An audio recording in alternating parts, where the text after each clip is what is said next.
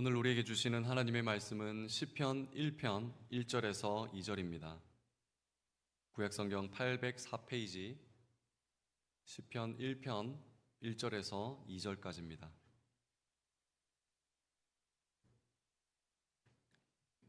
시편 1편 1절에서 2절까지 두 절 말씀 저와 여러분이 같이 봉독하겠습니다. 시작.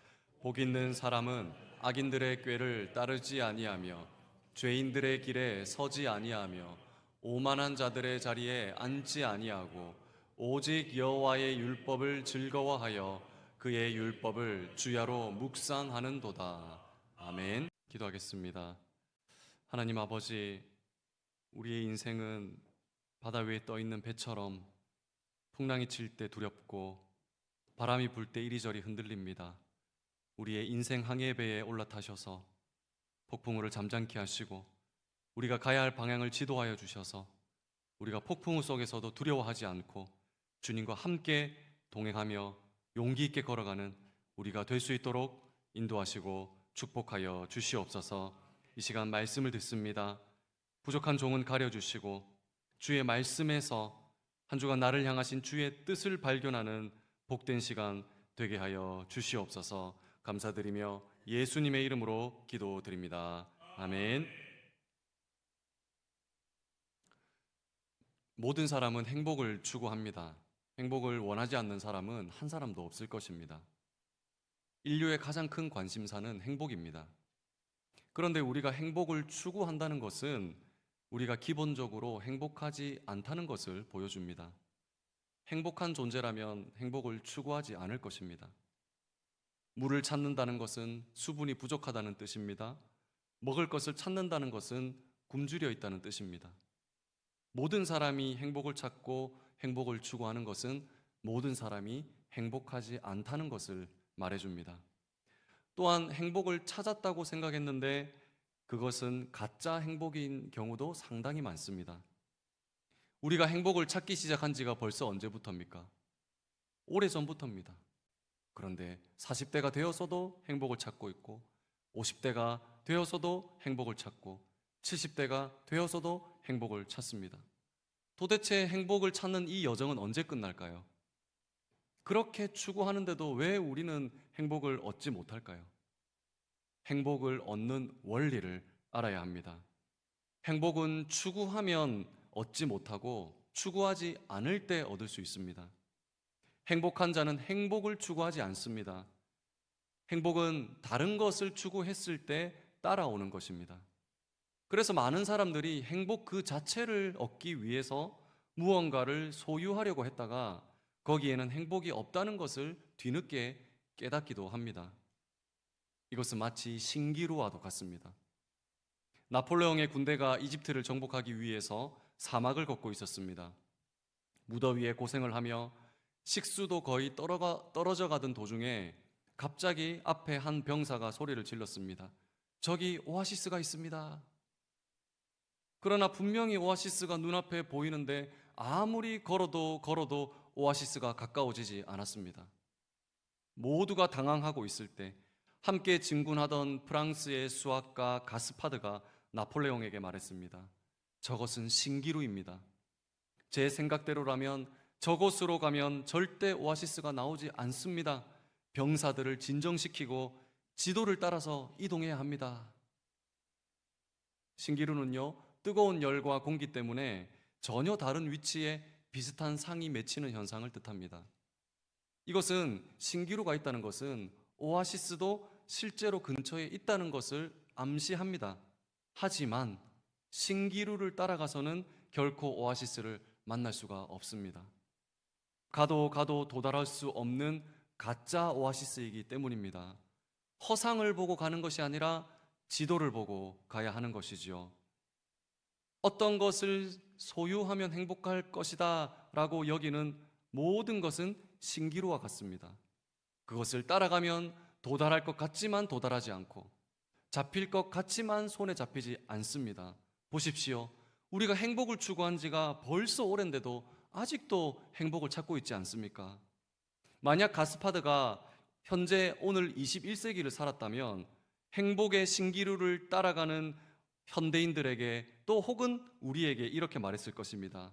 여러분, 지금 행복을 잡기 위해 무엇을 따라가든지 그것은 신기루입니다. 그것을 계속 추구하면 절대 행복을 찾지 못하고 행복에 도달하지 못할 것입니다. 현대인들을 진정시키고 성도들을 진정시키고 지도를 따라 성경을 따라 이동해야 됩니다. 진짜 오아시스, 진짜 생수인 진리의 말씀, 그 말씀의 지도가 가르치는 방향대로 갈 때에 행복을 찾을 수가 있습니다. 그래서 오늘 본문 말씀은 진짜 오아시스가 어딘지, 진짜 행복을 어떻게 얻는지를 알려주는 본문입니다. 시편 1편 1절에서 2절 말씀, 오늘 읽었던 본문을 우리 한 번 더 같이 읽어보겠습니다. 시작. 복 있는 사람은 악인들의 꾀를 따르지 아니하며 죄인들의 길에 서지 아니하며 오만한 자들의 자리에 앉지 아니하고 오직 여호와의 율법을 즐거워하여 그의 율법을 주야로 묵상하는도다. 아멘. 오늘 본문은 복 있는 사람은, 즉 행복한 사람은 이라고 시작합니다. 그리고 행복은 이것입니다, 행복은 무엇입니다 라고 하지 않고 무언가를 하는 것입니다 라고 합니다. 1절에는 하지 말아야 할 것, 2절에는 해야 할 것을 말씀합니다. 즉 하지 말아야 할 것을 하지 않고 해야 할 것을 하면 행복은 따라오는 것이다 라는 말씀입니다. 이것은 행복에 대한 새로운 관점이 아닙니다. 성경은 이 세상의 행복과 불행의 문제는 늘 선과 악의 문제라고 말합니다. 죄와 의의 문제이고 심판과 구원의 문제입니다. 이것을 빼면 성경은 아무것도 남지 않습니다. 현대인들은 이렇게 말합니다. 죄와 구원, 그것이 뭐가 그렇게 중요한가? 우리가 성경을 통해 삶의 원칙을 얻고 좋은 깨달음을 얻고 신령한 진리를 얻어서 삶에 도움이 되고 마음의 평안을 얻으면 되지. 선과 악이 중요하지 않고 죄와 구원이 가장 큰 문제가 아니라면 성경의 내용은요 하나도 남지 않을 것입니다. 오직 남는 거 하나 있습니다. 바로 성경의 껍데기, 가죽 표지 한 장 남을 것입니다. 성경은 이 두 가지 길 외에 없다라고 창세기부터 요한계시록까지 말씀합니다. 의인의 길과 악인의 길, 심판의 길과 구원의 길, 죄의 길과 의의 길, 영원한 생명인 영생의 길과 영원한 형벌인 영벌의 길, 이것이 불행과 행복을 가른다고 말씀하고 있습니다.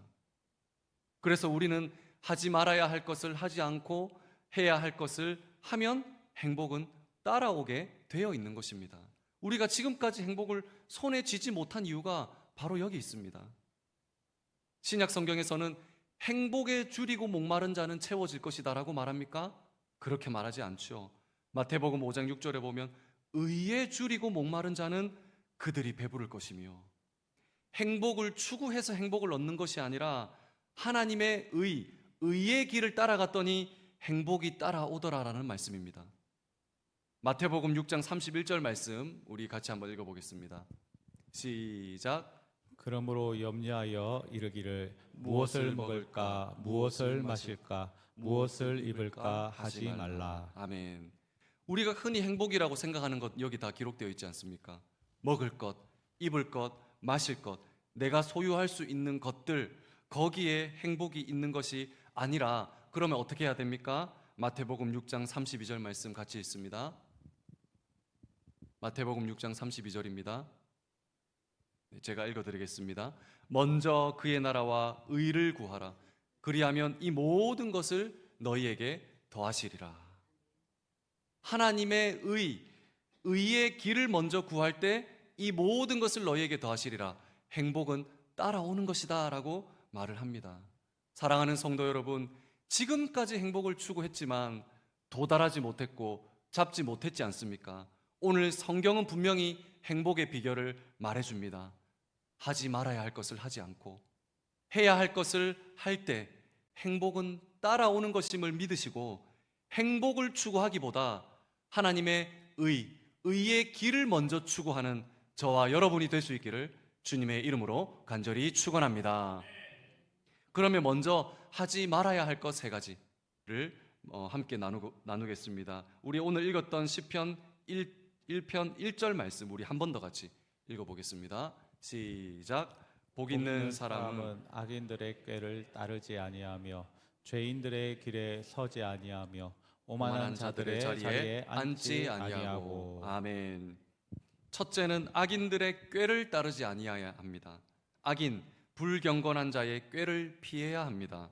행복해지고 싶다면 먼저 세상의 인생관에서 귀를 기울이는 일을 멈추셔야 합니다. 아무리 거기에 행복이 있다고 소리 질러도 우리는 그 꾀를 따라가서는 안 됩니다. 그래야 행복할 수 있습니다.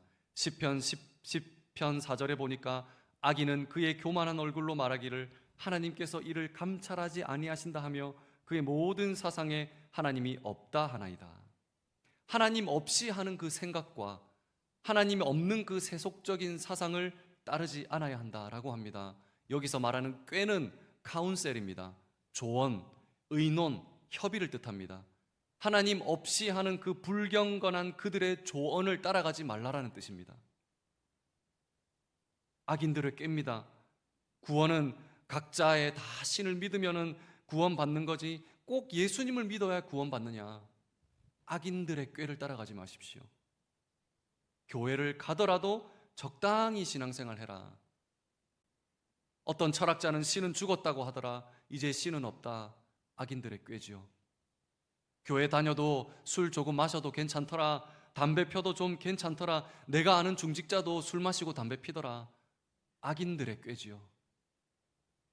이 정도 거짓말은 해도 괜찮다. 이 정도 뒷담화는 교회 사람들도 다 하더라. 하나님 없는 자의 꾀입니다. 동성애는 인권으로, 낙태는 자기 결정권으로 포장하는 악인들의 꾀, 하나님 없는 그 사상을 동조해서는 안 됩니다. 요즘의 자유주의 신학과 신학 진영에서는 유신 진화론을 받아들입니다. 무슨 말입니까? 창조론이면 창조론이고 진화론이면 진화론이지 유신 진화론은 무엇입니까? 처음에 하나님이 창조는 했지만 완전한 형태로 창조하신 것이 아니고 진화의 능력을 부여해서 현재의 다양한 생명체들이 생겨났다라는 이론입니다. 현재 많은 교회와 목회자들과 또 서양의 교회들이 이 유신 진화론을 채택합니다. 제발 부탁드립니다. 성경보다 똑똑한 척 하지 마십시오. 성경은 어린아이들이 읽어도 창세기 1장을 읽어도 창조 기사를 이해할 수 있는 성경입니다. 마치 창세기 1장의 창조 기사가 풀어야 될 암호처럼, 마치 다빈치 코드처럼 짜 맞추면 무언가 신령한 대답이 나오는 것처럼, 창조의 기사이지만 뭔가 그 안에 진화를 숨겨놓은 것처럼 그렇게 주어진 말씀이 아닙니다. 인간이라면 어린아이서부터 어르신들까지 누구든지 읽으면 이해할 수 있고 믿을 수 있는 그런 내용입니다. 창세기에서 말하는 첫째 날, 둘째 날은 유신 진화론자들이 말하는 시적 표현이다, 철학적 표현이다, 아닙니다. 아침이 되고 저녁이 되니 곧 첫째 날이니라. 아침과 저녁 24시간 하루라고 말하고 있지 않습니까? 이것이 철학적인 표현입니까? 해와 달과 별의 주기, 날과 달과 계절의 주기를 말하고 있습니다. 시적 표현입니까? 하나님은 완전하신 하나님은 처음부터 생물을 완벽하게 지금 모습 그대로 만드셨습니다. 식물은 처음부터 식물로 만드셨고 동물은 처음부터 동물로 만드셨습니다. 인간 그대로 처음부터 완벽한 인간으로 만들었습니다. 창세기 1장이 사실이 아닌 시적 표현입니까? 유신 진화론보다 더 악한 것은 없습니다. 진화론보다 더 악한 것입니다. 왜 그렇습니까? 세상에 넘어간 창조론이기 때문입니다. 세상에 타협한 기독교이기 때문입니다. 얼마나 이 단어가 끔찍합니까? 하나님의 이름에 진화론을 붙였습니다. 악인들의 꾀를 따라가서는 안 되지요. 저는 어떤 생각이 드냐면요, 구약시대 때 이스라엘 백성이 금 귀고리를 가져서 녹여서 금 송아지를 만들어 놓고 이것이 너희를 애굽에서 구출한 하나님이다라고 섬긴 종교 혼합주의, 21세기 종교 혼합주의가 바로 이 유신 진화론입니다. 악인들의 꾀를 따르지 마십시오. 우리가 잘 아는 베스트셀러 작가, 책만 내면 베스트셀러입니다. 요즘 가장 핫한 목사님이죠. 팀 켈러 목사님. 청년들도 많이 좋아합니다. 유신 진화론을 지지합니다. 두란나 출판사에서 나온 하나님을 말하다 6장에 기록되어 있습니다. 제 책장에도 꽂혀 있고 이번 주에 제가 읽었습니다. 요약하면 이겁니다. 창조든 진화든 유신 진화론이든 그것이 무엇이 중요하냐? 하나님이 태초에 창조하셨다는 그 사랑과 정신이 중요한 것이다. 얼마나 궤변입니까, 여러분? 저는 공식적으로 팀 켈러 목사님이 유신 진화론을 철회한다고 밝히지 않으면 저는 우리 교인들에게, 청년들에게 팀 켈러의 모든 저서를 추천하지 않겠습니다. 유신 진화론을 믿고 있는 목회자가 쓴 글을 우리가 어떻게 신뢰할 수 있겠습니까? 악인의 꾀를 따르면 안 됩니다. 악인의 꾀를 따르면 그러면 교회가 더 잘 될 것 같습니까? 세상 사람들에게도 유익하고 교회에도 유익하고 좋은 유신 진화론, 그러면 세상 사람들이 교회로 몰려올까요? 와, 교회가 드디어 우리한테 마음을 열었다. 교회가 드디어 진화론의 문을 열었다. 교회로 달려올 것 같습니까? 오히려 더 마음 문을 닫습니다. 진리를 지키지 않으면 교회는 더 쇠퇴하게 되고 세상은 더 등을 돌립니다. 그래, 교회 별거 없었네. 너희가 진화를 그래 인정해야지 어쩌겠어. 더 무시하고 더 등을 돌리겠지요.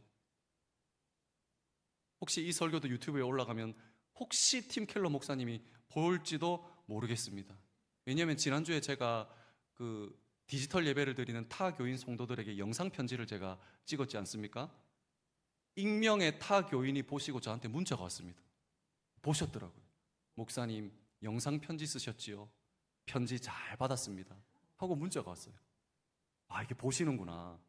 그 유명한 팀 켈러 목사님에게도 연락이 오시는 거 아닌지 모르겠습니다. 목사님, 저 얘기하셨지요? 그러면 저도 덩달아 유명해질 수 있으니까 제가 더 유명해지기 전에 제 사인을 미리 받으시기를 바랍니다.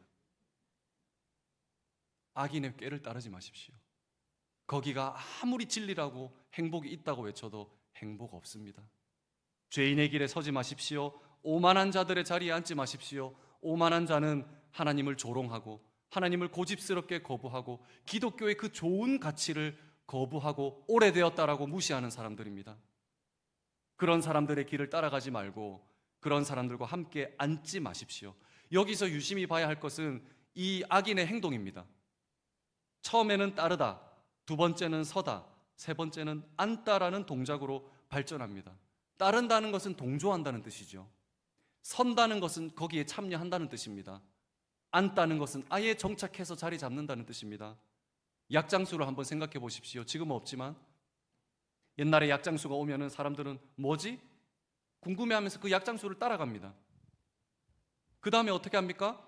약장수의 말을 들어보고 흥미가 있으니까 서서 보고 듣게 됩니다. 그리고 어떻게 합니까? 듣다 보면 결국 자리를 잡고 앉게 되죠. 그러다가 결국 그 약을 사게 됩니다. 바로 이것을 말하는 것입니다. 따르고 서고 앉는 것입니다.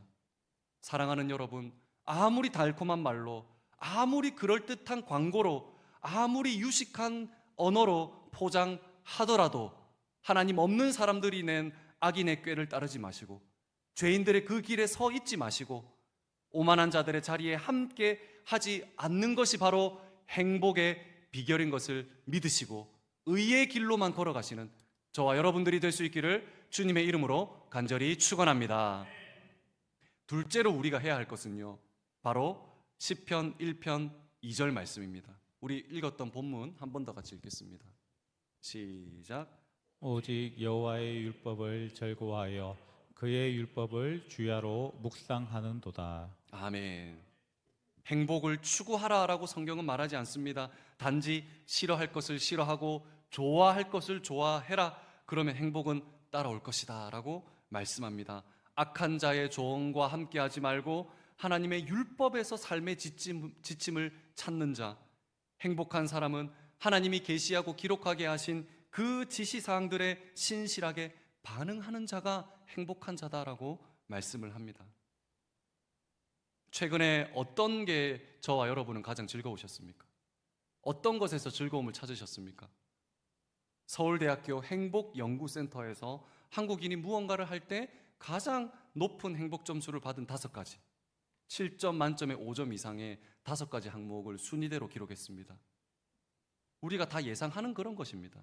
첫째는요, 1등은 여행할 때, 2등은 맛있는 음식을 먹을 때, 3등은 친구나 연인을 만날 때, 4등은 선물할 때, 선물 받을 때, 5등은 문화 활동을 즐길 때. 보기만 들어도 행복해지시죠? 하나 묻고 싶은 게 있습니다. 말씀을 듣고 읽고 알고 깨달을 때가 저와 여러분은 몇 위에 있습니까? 행복을 위해 우리 다 하는 거지요. 여행도 갑니다. 맛있는 음식도 사 먹습니다. 친구도 만납니다. 선물도 주고 받습니다. 문화 활동도 즐깁니다. 그러면 행복을 잡았나요? 왜 50대, 60대, 70대까지 아직까지 행복을 추구하지요? 거기에 행복이 없다는 것이죠. 왜 없을까요? 말씀 때문에 즐거운 것이 지금 이 5위 순위 안에 나는 몇인지 한번 생각해 보십시오. 이 순위가 이것이 순위 안에 없다면 우리 손에 행복은 절대 쥐어지지 않습니다. 그것이 1위는 아닐지라도 1위면 좋겠지만요. 정말 말씀 하나면 충분합니다. 주님 하나면 즐겁습니다. 1위면 좋겠지만 적어도 2, 3위에 이 항목이 있지 않다면 행복하지 않을 것입니다. 아마 지금도 다른 행복을 따라가고 있을 것입니다. 그것이 오늘 성경이 말하고 있는 것입니다. 부파라는 영국의 건강보험회사가 2,000명을 대상으로 일상에서 가장 행복한 순간을 물어봤습니다. 영국인을 대상으로 한 거기 때문에 영국인들은 어떤 것을 행복해 하는가? 아까 한국인들을 얘기했고요. 유럽 사람들은 어떤 것을 행복해 하는지 한번 비교를 해보십시오. 첫 번째, 새 이불을 덮고 침대에 누웠을 때 그 1등입니다. 저는 이게 뭔지 모르겠습니다. 저는 새 이불을 깔면 불편하던데요. 막 몸에 베이고. 아마 이게 어떤 유럽의 그런 감성인 것 같기도 합니다. 그리고 최근에 저희가 굉장히 오래 쓰던 이불을 버리고 새 이불을 샀는데요. 그게 엄청 좋은 소재라고 합니다. 이게 모달인가요? 혹시 아시나요? 모달인지, 비달인지, 수달인지 하여튼 엄청 좋은 건데 덮으니까 저는 잘 모르겠어요. 이 행복을 저는 잘 모르겠습니다. 오히려 저는 뭐가 좋냐면 린넨, 면, 마 이런 게 좋습니다. 저는 유럽의 감성은 아닌 것 같고요. 유럽 사람들이 행복을 느끼는 두 번째, 얼굴에 따스한 햇볕을 쬐을 때. 저도 이것도 뭔지 모르겠습니다. 아마 한국 사람들은 다 여기에 스트레스 받을 것입니다. 햇빛을 받으면 선크림 바르고 마스크 쓰고 모자 쓰고 양상 켜고 마치 햇볕이 원수인 것처럼 우리는 그렇게 살아가는데 유럽 사람들은 얼굴에 따스한 햇볕이 쬐을 때 행복하대요. 근데 3, 4위는 좀 비슷합니다. 3위는요, 타인에게 친절을 받거나 베풀었을 때. 4위는 맛있는 음식을 한 입 먹었을 때. 이것이 영국 사람들이 가장 행복해 한다고 합니다. 그러면은 이렇게 한번 묻고 싶습니다. 새 이불을 덮고 잘 때 행복하더라도 그 이불은 금방 헝것이 될 텐데 그러면 행복은 어디로 갑니까? 얼굴에 따스한 햇볕을 쬐을 때 행복하면 한 주, 두 주 날이 흐리면 그러면 행복은 어디로 갑니까? 타인에게 친절을 베풀었을 때, 호의를 받았을 때 행복하다면 그분과 관계가 틀어지면 어떻게 됩니까? 맛있는 음식을 한 입 먹었을 때 행복하다면 그 음식을 다 먹고 다시 배고프면 그 행복은 또 어디 갑니까? 신기루와 같은 것이죠. 행복이 있는 것 같은데, 잡은 것 같은데, 손에 쥔 것 같은데, 입에 넣은 것 같은데 쫓아가고 있는데 도달하지 않고, 손에 잡은 것 같은데 손에 없습니다. 바로 하나님의 말씀이 즐거운 것, 하나님의 말씀을 읽고 그 말씀대로 사는 게 즐거운 것이 곧 행복인 것을 오늘 본문은 말해주고 있습니다. 저는 말씀이 너무 즐거워요. 제가 가장 행복한 때는 설교 준비할 때입니다. 설교할 때는 좀 긴장이 돼서 좀 불안해요. 근데 설교 준비할 때 얼마나 기쁜지 모릅니다. 그 말씀이 저를 책망하고 꾸짖고 저를 찌르는 말씀이라도 행복해요. 왜냐하면 그 말씀은 저의 행복을 위해 주신 거기 때문입니다. 신명기 10장 13절에 이렇게 기록되어 있습니다. 같이 한번 읽겠습니다. 시작. 내가 오늘 내 행복을 위하여 내게 명하는 여호와의 명령과 규례를 지킬 것이 아니냐. 아멘. 이 말씀이 나를 위로하고 깨달음을 주고 나의 길을 보여줄 때도 즐겁지만 나를 불편하게 하고 나를 찌르고 나를 책망하게 하고 아프게 할 때도 너무 즐겁습니다. 왜냐하면 네 행복을 위하여 주신 율법이 아니냐. 이 모든 것이 우리를 행복하게 하기 위해서 주신 것이기 때문에 어디를 펴고 어떤 성경을 펴도 행복한 것이죠. 그 말씀이 즐거운 것이죠. 찬송가 94장의 가사에 보면요, 이런 가사가 있습니다. 한번 가사 띄워주시겠습니까? 한번 우리 가사를 한번 읽어볼까요? 시작. 세상 즐거움 다 버리고 세상 자랑 다 버렸네. 주 예수보다 더 귀한 것은 없네. 예수밖에는 없네. 한번 띄워놔 주십시오, 이 가사를. 이 찬양을 만든 사람은 여러분 지금 이 가사를 읽으셨는데요, 행복해 보이십니까? 불행해 보이십니까? 행복해 보이지요. 신기하죠? 즐거움 다 버렸는데 즐거워 보입니다. 세상 자랑 다 버렸는데 가득 차 보이지 않습니까? 행복은 세상의 즐거움과 세상의 자랑거리에 있지 않다는 것을 지금 여러분이 대답하지 않았습니까? 주를 사랑할 때, 주의 말씀이 즐거울 때, 그분을 따라가는 게 행복할 때 행복은 따라오는 것임을 오늘 이 찬양 가사에서도 말해주고 있습니다. 두 번째로 행복한 사람은 그 즐거운 말씀을 주야로 묵상하는 사람입니다. 시편 1편 2절 다시 한번 더 읽어보겠습니다. 시편 1편 2절입니다. 시작. 오직 여호와의 율법을 즐거워하여 그의 율법을 주야로 묵상하는도다. 아멘. 묵상이라는 것은 소리내어 읽고 반복해서 되새기는 것을 뜻합니다. 한번 생각해 봅시다. 그러면 우리가 불행한 이유가 무엇입니까? 말씀을 묵상하고 말씀을 되새기지 않고 다른 것을 묵상하기 때문에 불행한 것입니다. 성경이 정답입니다. 내 행복을 위해 주신 말씀을 묵상하지 않고 그 사람을 묵상합니다. 그 사람의 행동을 되뇌입니다. 그 사람이 내게 했던 말을 반복해서 생각합니다. 그러니 행복하지가 않죠. 이겁니다. 가솔린 차에 경유를 채워 넣으면 차도 못 가고 차도 망가집니다. 가솔린 차에는 그 차에 맞는 가솔린을 넣어야 합니다. 왜냐하면 엔진과 모든 부품들이 가솔린에 맞게 설계되어 있기 때문입니다. 하나님이 우리를 만드실 때 하나님의 말씀이 채워져야 행복하고 살아갈 수 있도록 설계되었는데, 그런 우리 마음의 탱크에 다른 것을 채워넣고 다른 것을 묵상하고 다른 것으로 가득 차 있으니 불행할 수밖에 없고 행복으로 출발조차 할 수 없는 것입니다. 마태복음 4장 4절에 인간은 어떤 것으로 사는 것인지를 하나님 말씀해 주셨습니다. 마태복음 4장 4절 같이 한번 읽겠습니다. 시작. 예수께서 대답하여 이르시되 기록되었으되 사람이 떡으로만 살 것이 아니요 하나님의 이로부터 나오는 모든 말씀으로 살 것이라 하였느니라 하시니. 아멘.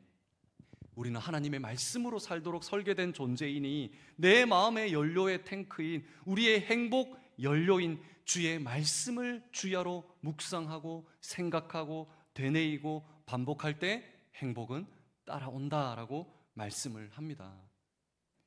제가 예전에 베이스 기타를 치게 된 계기를 한번 말씀드린 적이 있죠. 실력이 많이 부족했지만 중학생 2명을 제가 교회에서 레슨을 한 적이 있었습니다.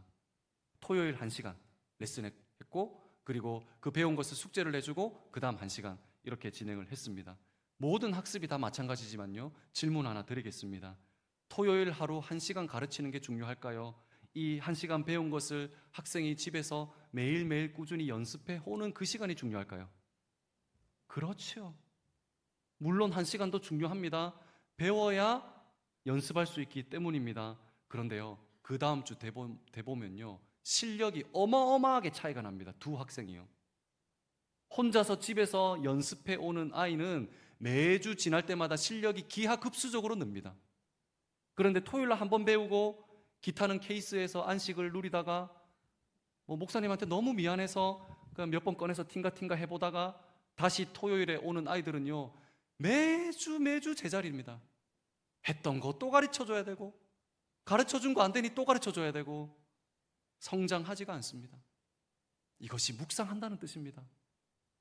예배에 와서 우리가 성경을 보고 말씀을 듣고 하는 이 1시간 너무너무 중요하지요. 이 예배와 모임이 없이는 우리의 생명도 없습니다. 하지만 그것보다 어쩌면 더 중요한 것은 그 말씀을 매일매일 주야로 묵상하고 되새기고 생각하고 그 말씀을 매일매일 삶에서 실천하려는 사람과 말씀만 한 시간 듣고 세상의 연료로 채워 한 주를 살아가는 사람의 영적 성장과 회복과 행복의 수준은 차원이 다른 것입니다.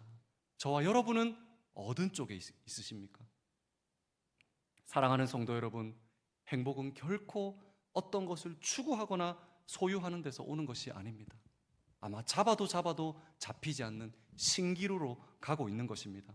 거기에 행복이 있다, 이것이 진리다라고 말하는 악인의 꾀를 따르지 말고, 그 길에 발도 디디지 말고, 그 자리에 앉지 말고, 오늘 우리의 행복을 위해 주신 주의 말씀을 가장 즐거워하고, 행복의 5가지 순위 맨 위에 말씀이 있고, 내 마음의 연료 탱크에 다른 것을 묵상하지 말고, 그 사람을 묵상하지 말고, 그 사람의 말을 묵상하지 말고, 말씀을 묵상해서 채워 넣을 때, 의의 길을 걸어갈 때 반드시 따라오는 그 행복으로 행복한 사람이 되시고, 진짜 오아시스를 찾아가시고 진짜 행복을 누리시는 저와 여러분 모두가 다 될 수 있기를 주님의 이름으로 간절히 축원합니다.